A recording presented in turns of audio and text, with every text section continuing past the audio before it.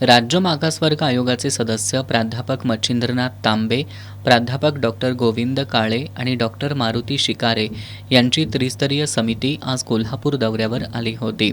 यावेळी त्यांची जिल्हाधिकारी कार्यालयात बैठक आयोजित करण्यात आली।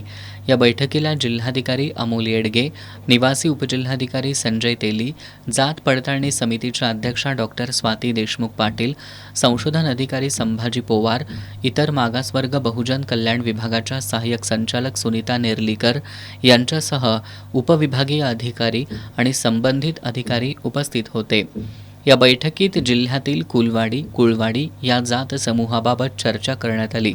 त्याचबरोबर 1 जुलै 2024 ते 30 जून 2025 या कालावधीतील इतर मागासवर्ग, विशेष मागास प्रवर्ग, विमुक्त जाती, भटक्या जमाती संवर्गाला वितरित केलेली जात प्रमाणपत्र आणि जात वैधता प्रमाणपत्र याबाबत आढावा घेण्यात आला।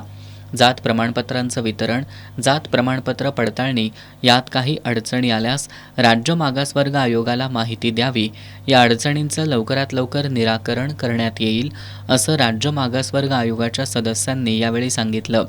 यावेळी जिल्ह्यातील कुणबी, कुळवाडी संमिश्र नोंदींबाबतचा तालुकानिहाय आढावा घेण्यात आला। तालुका स्तरावर जात वैधता प्रमाणपत्र जलद गतीनं देण्यासाठी योग्य नियोजन करा।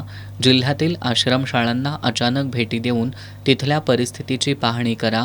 वसतिगृहांमध्ये स्वच्छता, भोजन, मुलामुलींची सुरक्षा, आरोग्य सुविधा यांची नियमित तपासणी करा, अशा सूचनाही सदस्यांनी केल्या। डॉक्टर स्वाती देशमुख पाटील यांच्यासह संबंधित अधिकाऱ्यांनी कुलवाडी, कुळवाडी जात समूह आणि विविध संवर्गांना वितरित केलेल्या जात वैधता प्रमाणपत्रांबाबत बैठकीत माहिती दिली।